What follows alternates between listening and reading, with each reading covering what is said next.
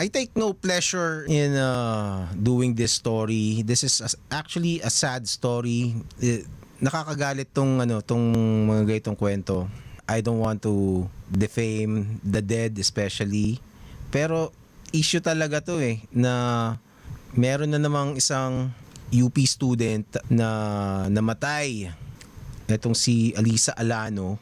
She died in an encounter with the military, and she's ilang taon pa lang to.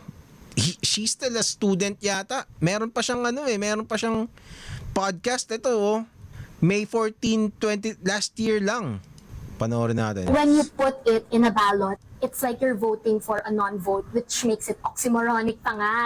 Hindi masyado napapractice talaga yung motto ng halalan ng UPD na makialam, makibahagi at makiboto. Okay. Councilor candidate.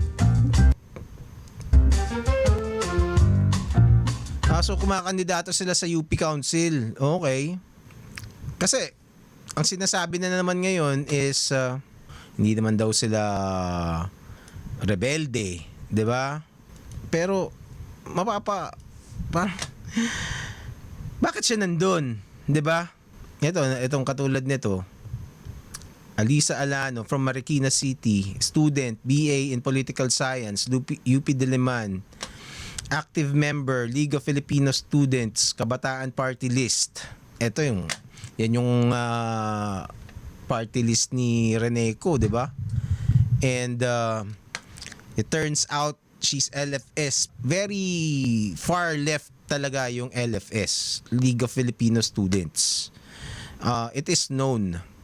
And actually ang nakaka-frustrate lang naman dito sa mga to, sa akin kasi let's say may ideology sila. Hindi na lang nila aminin 'di ba? Para at least magkaroon ng discussion tungkol dun sa actual ideology. Yun ang frustrating dito Para at least maintindihan ng mga Pilipino ano ba yung pinaglalaban nila. Baka malay mo may mapulot pa yung mga tao. But hindi ang nangyayari, they just pag sinabi mong when you call them out, sasabihin nila red tagging ka, 'di ba? It shuts down conversation. Hindi mo naman gustong hindi ba, kumbaga it just shuts down conversation sa halip na nagkakaintindihan kayo. Walang nangyayari. Walang communication na nangyayari. And people just misunderstand you. 'Di ba? Kasi yung iba namang mga LFS hindi naman sila mamumundok Yung iba, apparently katulad nito, umakyat talaga siya. Kasi nandun siya, namatay siya doon. How else can you explain that? 'Di ba? Tapos ang kasama niya, di ko alam kung confirmed na NPA talaga yung mga kasama niya. 'Di ba? And it happens way too often. 'Di ba? It happens way too often for people to see the pattern. And then ang nangyayari, yung mga kagrupo nila katulad nitong Kabataan Party List, sina Reneco, ang gagawin lang nila is to deny, gaslighting the Filipino people. 'Di ba? Parang don't believe your lying eyes. It's one, it's not productive. Two, it's deceitful. And three, it just muddies the conversation further. It just widens the gap of understanding. Kasi di ko naman sasabihin na masamang tao itong si Alisa Alano. She's a young woman. I'm sure she had dreams, hopes for a better country, especially considering what's happening now. I'm sure she only had the best visions. No matter how she portrays that vision, I'm sure she's thinking about it and believe that it is for the better ng bansa. And I think kung magkakaintindihan lang ng mas matino yung mga tao, if Filipinos can understand ideology better, kaya nga yun yung lagi kong sinasabi dito yung mga ideology, kasama yan sa Comics Man method. Kaya meron tayong ideological think at saka philosophical think doon para makapag isip ka na mabuti kung naniniwala ka ba talaga sa isang bagay o hindi. Yun na nga yung isang problema sa Pilipinas. People are not exactly educated about political ideologies already. Tapos, lalo mo pang papaguluhin yung conversation by not admitting, by hiding your true intentions, by hiding your true ideologies. So, mahirap. Tingnan mo ngayon yung mga nagiging comments sa pagkamatay niya, 'di ba? Binabastos siya ng tao. It's sad. It's sad. It's really sad. Yung mga highly, mga katulad ni Alisa na passionate sa bayan, passionate about equality, passionate about the country. Yun nga lang, iba yung naituro sa kanya na paraan para ipakita yun. Tinuruan siya na maging aktivista na parang labanan ng gobyerno. Also, if you look at her, ayan napaka-frail ng itsura niya eh. Ang liit lang niyan eh. Ito ngang lalaki na to, mukhang maliit na eh, mukhang frail din eh. 'Di ba? Aasahan mong pupunta ng bundok to. 'Di ba? Tapos papayagan ng mga kasama nila. So maling-mali talaga. Maling-mali. 'Di ba bakit siya pa yung papaakyatin mo doon? Similar thing happened, although yung Sika ang pangalan nun eh. Pero buti si Sika, buhay siya. 'Di ba? Nahuli naman siya sa Mindoro. Na-aresto siya. Pasalamat siya, hindi siya namatay. 'Di ba? Pero until now lumalaban siya sa government. And again, it's sad kasi these are young people, these are young women. They had no business carrying weapons in the mountains, 'di ba? Fighting a bloody war, 'di ba? Sleeping on the dirt. This is why yung mga ideology na ganyan, hindi mo dapat baliwalain eh, 'di ba? Kasi I would imagine this woman, yung lalo na yung Sika cum laude pa sa Benild. You can imagine na she's been living a comfortable life. Malamang aircon yung kwarto niya, may kama siya na maganda. I don't know. Maybe not. Pero taga Benild siya, 'di ba? Unless scholar siya doon or what. Pero I'm guessing even so, kahit scholar siya, kahit hindi siya mayaman, I'm sure her living conditions were far better than sleeping on the dirt sa bundok. 'Di ba? But yet, itong mga tao na ganito, people who have never experienced that life are willing to do it dahil sa ideology. 'Di ba?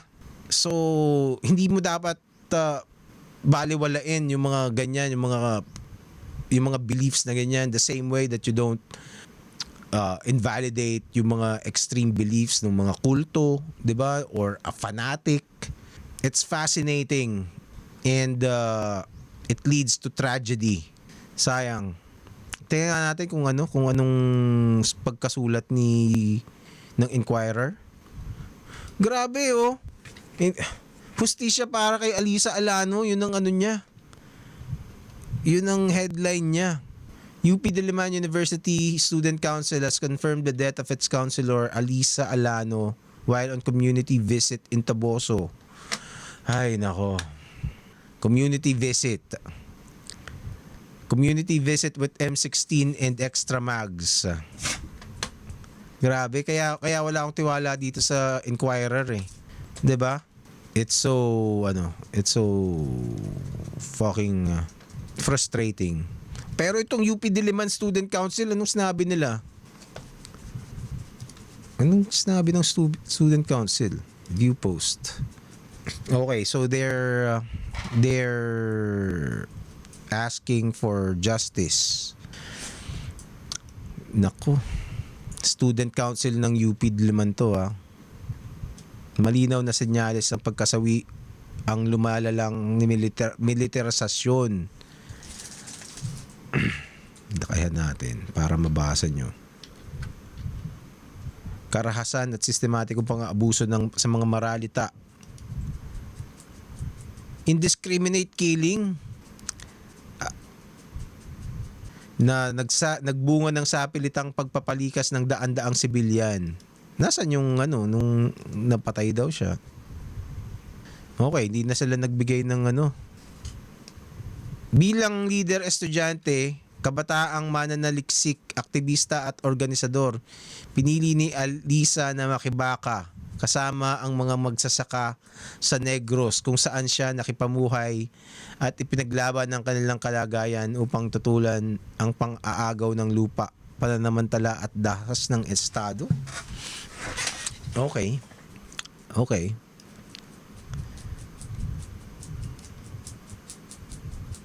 Anyway, it's tragic, and if the UP Council, UP Student Council is like this, I don't know. God help us. God help the youth. The future ng Pilipinas, 'di ba? Unbelievable. And this is happening in the biggest state university ng bansa. Nakakalungkot. Ito yung mga kasama. Ito, magkakasamang namatay sina Roger Fabilar, isang leader ng New People's Army na may 1 million pabuya sa ulo. Bakit niya kasama yun? 'Di ba? Bakit niya kasama tong si Roger Fabilar? Huwag sabihin rin yan. Artist din yan. 'Di ba? Bakit may 1 million na pabuya? 'Di ba? So, tapos makikita mo yung post nung UP Student Council, ganun. This is, 'di ba? Bakit niya kasama to? 7th nominee ng Kabataan Party List, itong Ledesma. Grabe. These people will be the next Reneco. Pag yung mga ganun na mangyayari dyan eh. Tapos, but not anymore, unfortunately. Anyway, yun lang. Actually, naalala ko yung content ko last time kay Nika Gadi. Meron siyang post na cancel siya ng mga ng mga leftist eh. So, ang nangyari sa kanya, meron siyang post. Basically, sinabi niya na I'm guessing she's referring to leftist, yung mga nag-armed struggle. Sabi niya, basically parang human sacrifice. Basically, yun ang pagkakasabi niya, pagkaka-describe niya. After that, siya eh. Nagbalik siya dun sa dati niyang mga content eh. Kasi dinurog siya nung mga nung mga leftist. It was basically a left eat left tawag doon situation. Eto, napapost siya ng ganito. Never be so pragmatic that you lose your ideals. Before that sabi niya, ito. If a revolutionary movement is small and the masses still idolize the same fascist leaders and set of elites, that movement isn't just fighting the state.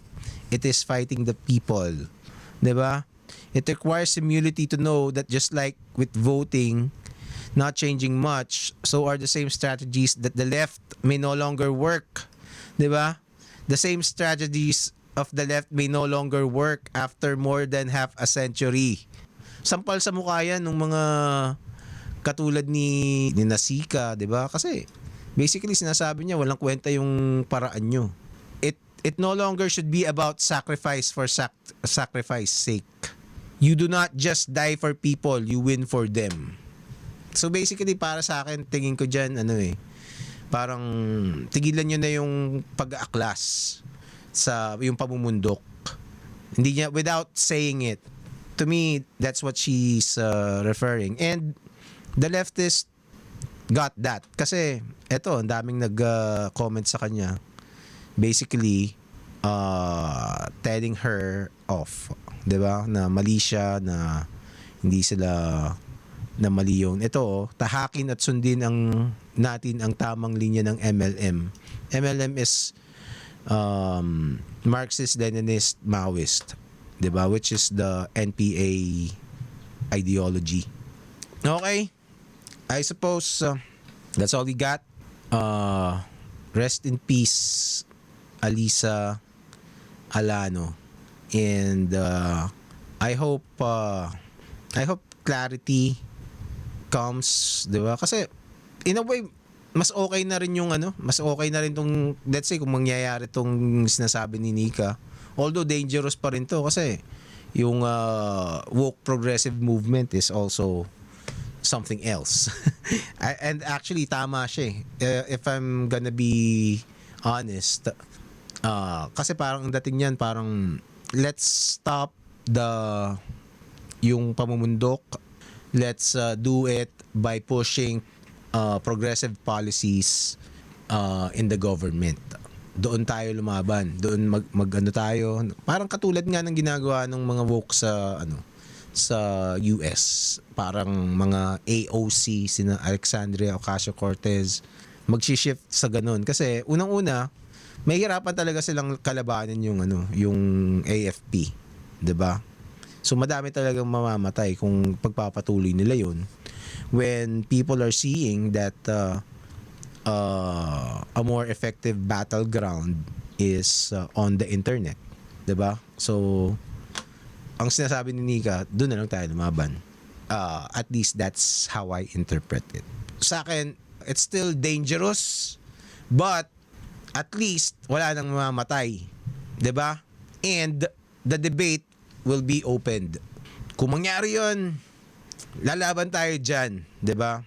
Okay, mas maganda 'yon. Actually, preferred ko 'yon kasi it will be fought not in the battleground with bullets, but in the battleground of ideas na. And I'm confident na mas okay yung ideas na meron tayo, 'di ba? Kasi hindi naman ako conservative, nandun ako sa center eh. I believe in balance of conservatism and liberalism. And anything that goes far beyond, it starts to become dangerous. Madali kasing manipulate ang mga pasok, lalo na sa mga state U. Idealistic pa mga bata na yan. Oo nga eh, no? And yun, kaya tingin ko kailangan ang sagot diyan, kailangan mo ng ng ideologically literate na mga tao eh, 'di ba? I don't know. So many problems to fix, and ang problema not even a lot of people are putting attention na may problema nga. If that makes sense. Okay,